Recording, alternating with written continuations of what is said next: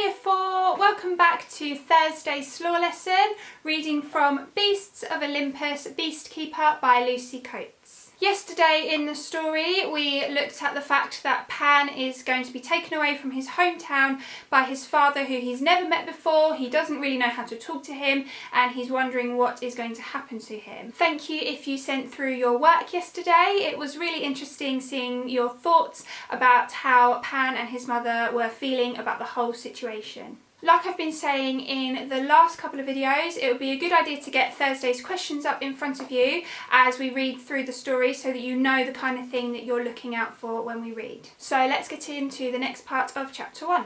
Just then, right in front of his eyes, a rainbow burst from the sky and landed at their feet.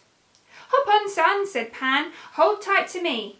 The Iris Express can seem a bit fast if you're not used to it." Demon did as he was told. He squeezed his eyes shut and hung onto Pan's big hairy waist. He felt his stomach drop away behind him.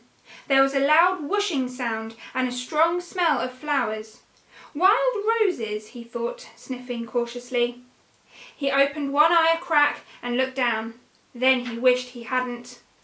Demon was standing on a see-through wisp of rainbow that was whizzing up and arching into the sky. The earth was getting smaller and smaller behind him.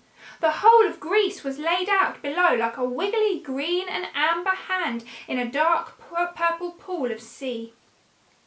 He was just about to scream with terror when there was another whoosh and a thump.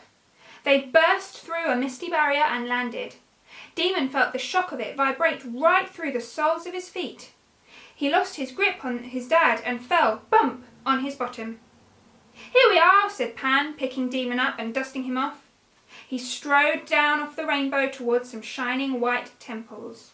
And that is the end of the passage that we're going to be reading for today. So hopefully if you had the questions in front of you, then you'll have known kind of what parts of the story to look out for as we read through. So the first question is to look at the paragraph beginning "Demon did as he was told" and to find and copy a word that tells us that Demon closed his eyes tightly. Now when it says find and copy, it's important that you spell that word exactly as it's written. So it would be a good idea to skip back to the bit where I read that paragraph and have a look through and write down in full sentence which word you think it might be.